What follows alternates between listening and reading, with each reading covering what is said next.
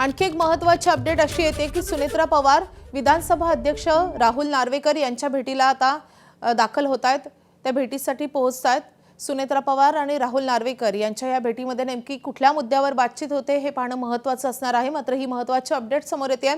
सुनेत्रा पवार या विधिमंडळात दाखल होताच विधानसभेचे अध्यक्ष राहुल नार्वेकर यांच्या दालनाकडे रवाना झालेले आहेत। त्यांची भेट त्या घेणार आहेत।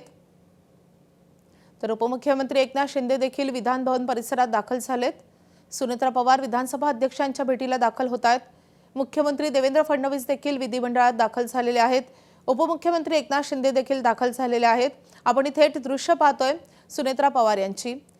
विधानसभा अध्यक्ष राहुल नार्वेकर यांच्या दालनात त्या आता दाखल झालेल्या आहेत। ही थेट दृश्य आहेत विधिमंडळातली। सुनेत्रा पवार यांचा आजचा अधिवेशनाचा पहिलाच दिवस आहे। उपमुख्यमंत्री झाल्यानंतरचं हे पहिलंच अधिवेशन आहे आणि त्यानंतर आज सभागृहातही मुख्यमंत्री सुनेत्रा पवार यांची सभागृहाला ओळख करून देणार आहे आणि त्यानंतर अजित पवार यांचा शोकप्रस्तावही मांडला जाणार आहे। खरं तर नियमानुसार किंवा परंपरेनुसार ज्यावेळी असे शोकप्रस्ताव मांडले जातात तेव्हा अध्यक्ष या संदर्भात किंवा सभापती त्या नेत्याविषयी बोलतात किंवा त्यांच्या आठवणींना उजाळा देतात। मात्र अजित पवार यांच्या शोकप्रस्तावावर अनेक नेत्यांना बोलण्याची संधी देण्यात आलेली आहे। त्यामुळे आज हा शोकप्रस्ताव मांडला जाईल। आपण हे दृश्य पाहतोय विधिमंडळ परिसरातली। चित्रा वाघ यांच्यासह काही आमदार शिवाजी महाराजांच्या प्रतिमेला अभिवादन करतात। विधिमंडळ परिसरातली ही दृश्य आहेत। भाजपचे काही आमदार आपण पाहतोय या दृश्यांमध्ये। तर दुसऱ्या दृश्यांमध्ये आपण पाहतोय सुनेत्रा पवार या विधानसभेचे अध्यक्ष राहुल नार्वेकर यांच्या दालनात आता दाखल झालेले आहेत। सुनेत्रा पवार राहुल नार्वेकरांची भेट घेणार आहेत। उपमुख्यमंत्री एकनाथ शिंदे देखील दाखल झालेले आहेत। आपले प्रतिनिधी राजू सोनावणे आपल्या सोबत आहेत। राजू, सुनेत्रा पवार विधानसभा अध्यक्षांच्या भेटीला गेल्याचं कळतंय। अगदी आपण पाहतोय अर्थसंकल्पीय अधिवेशनाचा आज पहिला दिवस आहे आणि सुनेत्रा पवार उपमुख्यमंत्री अध्यक्ष या सुद्धा विधान भवनामध्ये दाखल झालेल्या आहेत। सुरुवातीला त्यांनी त्यांच्या केबिनमध्ये जाऊन अजितदादांच्या प्रतिमेला जे आहे ते पुष्पार्पण केलं आणि त्यानंतर आता विधानसभा अध्यक्ष राहुल नार्वेकर यांच्या भेटीला आलेले आपल्याला पाहायला मिळतात। खरं तर अर्थसंकल्पीय अधिवेशनाची आजपासून सुरुवात होते आणि एक सदिच्छा भेट म्हणून त्या अध्यक्षांना भेटायला आलेले आहेत। त्यांच्या आधी मुख्यमंत्री देवेंद्र फडणवीस यांनी सुद्धा अध्यक्षांची भेट घेतलेली होती आणि आता एकनाथ शिंदे सुद्धा भेटण्यासाठी आलेले आहेत। खरं तर सुनेत्रा पवार यांचं हे पहिलंच अधिवेशन आहे। उपमुख्यमंत्री झाल्यानंतर पहिलाच अनुभव आहे। त्यामुळे विधान भवनामध्ये जसं आज पाहिलं तर त्यांची ही पहिल्यांदाच आपल्याला पाहायला मिळतं। त्यामुळे त्यांनी सदिच्छा भेट घेतलेली आहे। आज खरं तर कामकाज जर पाहिलं आपण तर शोक प्रस्ताव महत्त्वाचा राहणार आहे। काही वेळामध्ये राज्यपालांचं अभिभाषण होईल। अभिभाषण झाल्यानंतर अर्धा तास ब्रेक होईल आणि त्यानंतर शोक प्रस्तावाला सुरुवात होणार आहे दोन्ही सभागृहामध्ये। त्यामध्ये उपमुख्यमंत्री अजित पवार असतील, माजी मंत्री राज पुरोहित असणार आहेत। यांच्यावरती शोक प्रस्ताव होईल आणि त्यावेळी अनेक सदस्य जे आहेत ते आपल्या भावना व्यक्त करणार आहेत। त्यामुळे सुनेत्रा पवार सुद्धा या सभागृहात बोलणार आहेत का हे सुद्धा पाहणं अतिशय महत्त्वाचं ठरणार आहे। मात्र सुनेत्रा पवार आता अध्यक्षांच्या भेटीला आलेला आपल्याला पाहायला मिळतात। कामकाज जे आहे ते समजून घेताना आपल्याला पाहायला मिळणार आहेत। खरं तर आणखी एक महत्त्वाची अपडेट कळतेय राजू, ते म्हणजे दुसरे उपमुख्यमंत्री एकनाथ शिंदे हे देखील विधानसभेचे अध्यक्ष राहुल नार्वेकर यांच्या भेटीला दाखल झाल्याचं कळतंय। अगदी आपण पाहतोय की ही विधिमंडळाची रूढी परंपरा आहे की ज्यावेळी पहिलं अधिवेशनाचा पहिला दिवस असतो त्या दिवशी मुख्यमंत्री असतील, उपमुख्यमंत्री असतील, सगळे येऊन जे आहे ते अध्यक्षांना भेटतात आणि सदिच्छा भेटून त्यांना नमस्कार करतात। आणि त्याचप्रमाणे आपण पाहतोय की विधिमंडळामध्ये मुख्यमंत्री दाखल झाल्यानंतर पहिल्यांदा अध्यक्षांच्या केबिनला जाऊन त्यांची सदिच्छा भेट घेतली आणि आता सुनेत्रा पवार भेटल्यानंतर जे आहे ते एकनाथ शिंदे सुद्धा या ठिकाणी आपल्याला पोहोचलेलं पाहायला मिळतं। सदिच्छा भेट घेताना आपल्याला पाहायला मिळतात। नेहमी जे आहे ते विधानसभा अध्यक्षांची जी आहे ती सल्लामसलत करावी लागते। कामकाज चालवताना जे आहे त्या अध्यक्षांची भूमिका महत्त्वाची असते। त्यामुळे सत्ताधारी पक्षाकडनं जे आहे ती वारंवार भेट घेतली जाते। मात्र पहिल्या दिवशी ही जी भेट आहे ही महत्त्वाची म्हणली जाते। ही सदिच्छा भेट असली तरी संपूर्ण अर्थसंकल्पीय अधिवेशनाचं कामकाज कसं चालणार आहे काय त्याच्यावरती सुद्धा चर्चा होण्याची दाट शक्यता आहे। त्यामुळे आता आपण पाहतोय की विधानसभा अध्यक्षांच्या केबिनमध्ये उपमुख्यमंत्री सुनेत्रा पवार आणि एकनाथ शिंदे आपल्याला असलेले पाहायला मिळत आहेत।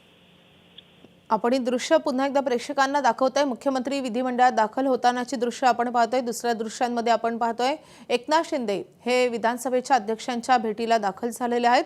तर तिसऱ्या दृश्यांमध्ये सुनेत्रा पवार या देखील विधानसभा अध्यक्षांच्या दालनात पोहोचलेल्या आपण पाहतोय। तर दोन्ही उपमुख्यमंत्र्यांनी विधानसभेच्या अध्यक्षांची भेट घेतलेली आहे। आता काही वेळातच प्रत्यक्ष अधिवेशनाला सुरुवात होणार आहे।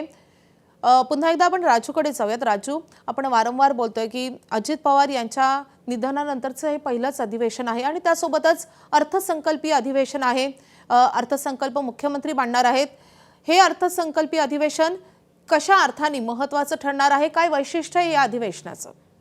अद्याप आपण पाहतोय की ज्याप्रमाणे काल सत्ताधारी पक्षाची पत्रकार परिषद झाली, मुख्यमंत्री असतील किंवा दोनही उपमुख्यमंत्री यांनी या अधिवेशनाबद्दल सांगितलेलं आहे की हे अधिवेशन जरा जे आहे थोडं वेगळं असणार आहे, त्यासोबत भावनिक सुद्धा हे अधिवेशन असणार आहे। कारण आतापर्यंत अजित पवारांनी अनेक अर्थसंकल्प जे आहे ते मांडले गेलेले होते, मात्र यावेळी जे आहे ते अर्थसंकल्प हे अजित पवारांऐवजी मुख्यमंत्री मांडणार आहेत। कारण अजित पवारांचं जे आहे ते दुःखद निधन झालं।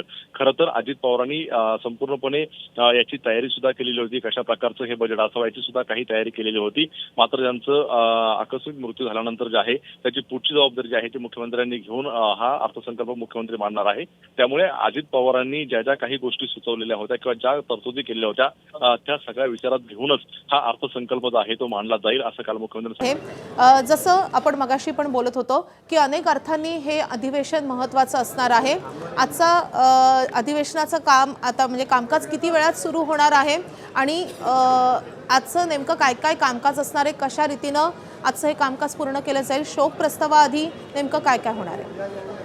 ज्या प्रकारे आपण बघितलं, आज अर्थसंकल्पीय अधिवेशनाचा पहिला दिवस आहे आणि पहिल्या दिवशी मुख्यमंत्री, दोन्ही उपमुख्यमंत्री हे विधानभवनात दाखल झालेले आहेत।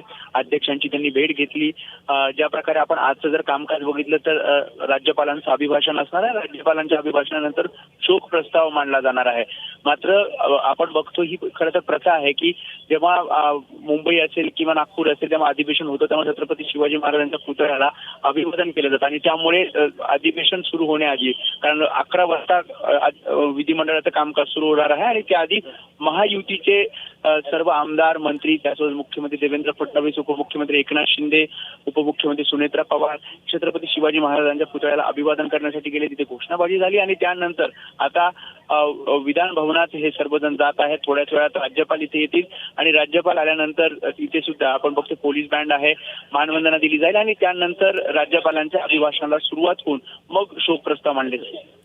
वेदांत, आणखी एका गोष्टीची या अधिवेशनाच्या निमित्तानं खूप चर्चा होतीये, ते म्हणजे हे पहिलं असं अधिवेशन असणार आहे जेव्हा दोन्ही सभागृहांना विरोधी पक्षनेता नसणार आहे।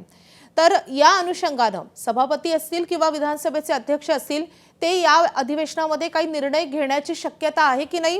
विरोधी पक्षांचं काय म्हणणं आहे, सत्ताधारी पक्षाचं या संदर्भात काय मत आहे? ज्या प्रकारे आपण बघितलं, पहिलं अर्थसंकल्पीय अधिवेशन असलं तरी या आधीचं पावसाळी अधिवेशन, हिवाळी अधिवेशन या दोन्ही अधिवेशनात दोन्ही सभागृहात विरोधी पक्ष नेतेपद नव्हतं आणि त्यामुळे दोन्ही सभागृहात विरोधी पक्ष नेतेपद जरी नसलं तरी विरोधी आमदारांना, सदस्यांना बोलण्याची संधी ही सत्ताधाऱ्यांकडनं दिली जात होती। आणि काल सुद्धा ज्या प्रकारे या सगळ्या संदर्भात प्रश्न मुख्यमंत्र्यांना, उपमुख्यमंत्र्यांना विचारला त्यावेळी त्यांनी सांगितलं की सभापती, विधानसभा अध्यक्ष हे या सगळ्या संदर्भात निर्णय घेऊ शकतात आणि त्यामुळे दोन अधिवेशनावेळी सुद्धा ज्या प्रकारे विरोधकांना बोलण्याची संधी दिली तशी संधी यावेळी सुद्धा अर्थसंकल्पीय अधिवेशनात दोन्ही सभागृहात दिली जाईल आणि पूर्णपणे सभागृहात सहभाग विरोधी पक्षाचा असेल असंही या आधी अध्यक्षांनी सांगितलं होतं। काल मुख्यमंत्र्यांनी सुद्धा सांगितलं। त्यामुळे खरं तर आता विरोधी पक्ष नेमकी काय या सगळ्यामध्ये भूमिका घेतो, कारण प्रत्येक वेळी अधिवेशन तेव्हा एक पत्र विधानसभा अध्यक्षांना दिलं जातं किंवा मग आठवण करून दिली जाते। त्यामुळे या अर्थसंकल्पीय अधिवेशन महाविकास आघाडीची नेमकी रणनीती काय असेल ते पाहावं लागेल। माधवी, नक्कीच महाविकास आघाडीच्या रणनीती संदर्भात तू बोलतोयस वेदांत, कोणते असे मुद्दे आहेत जे या अधिवेशनामध्ये विशेष गाजू शकतात? नक्की ज्या प्रकारे आपण बघितलं तर अजित पवारांचा जो अपघात आणि त्यावर निर्माण झालेला संशय हा मुद्दा वारंवार मांडण्यात आला। काल सुद्धा आपण बघितलं, जी चहा पाण्यानंतर पत्रकार परिषद झाली त्यावेळी सुद्धा हा मुद्दा उपस्थित करण्यात आला आणि अगदी महाविकास आघाडीच्या पत्रकार परिषदेत सुद्धा हा मुद्दा उपस्थित झाला।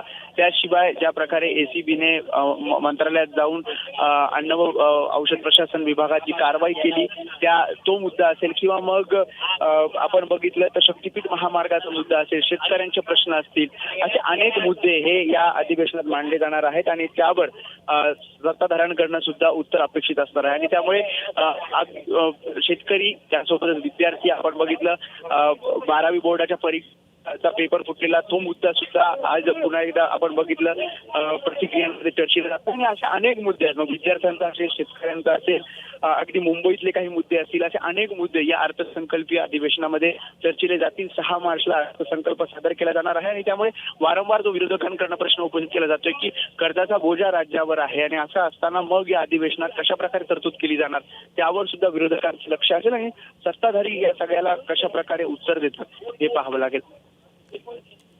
नक्कीच सत्ताधारी या सगळ्या आव्हानाचा कसा सामना करतात हे पाहणे तितकंच महत्त्वाचं असणार आहे, कारण राज्यामध्ये अनेक प्रश्न प्रलंबित आहेत, अनेक महत्त्वाचे मुद्दे आहेत, अनेक वादग्रस्त अशी प्रकरणं आहेत. या सगळ्या प्रकरणासंदर्भात सरकारच्या मंत्र्यांकडून काय उत्तर दिलं जातं हे पाहणं महत्त्वाचं असणार आहे. खरं तर केंद्रीय राज्यमंत्री मुरलीधर मोहोळ यांनी सांगितलेलं आहे की 28 तारखेआधी 28 फेब्रुवारीच्या आधी अजित पवारांच्या अपघाताचा प्राथमिक अहवाल हा समोर येणार आहे. याही मुद्द्यावरून हे अधिवेशन विशेष गाजू शकतं. रोहित पवार या सगळ्या संदर्भात वारंवार बोलतायत, आक्रमकपणे त्यांची भूमिका मांडतायत, प्रश्न उपस्थित करतायत. तर याही अधिवेशनामध्ये रोहित पवार या संदर्भात काही प्रश्न उपस्थित करतात का हे पाहणं महत्त्वाचं असणार आहे. आणि त्यासोबतच शेतकऱ्यांना कर्जमाफी दिली जाते का हा देखील मुद्दा आहे. त्यासोबतच लाचखोरी प्रकरण जे आहे मंत्रालयातलं ते देखील खूप वादात सापडलेलं होतं, त्यावरूनही मोठे आरोप प्रत्यारोप झाले होते. मात्र कालच आपण पाहिलेलं आहे मंत्री नरहरी झिरवाळ यांना एक प्रकारे मुख्यमंत्र्यांनी क्लीन चिट दिलेली आहे. या सगळ्या प्रकरणाशी त्यांचा थेट संबंध नसल्याचं मुख्यमंत्र्यांनी कालच्या प्रेस कॉन्फरन्समध्ये सांगितलेलं आहे. त्यामुळे आता याही अनुषंगाने हे अधिवेशन गाजण्याची शक्यता आहे. एबीपी माझा, उघडा डोळे बघा नीट.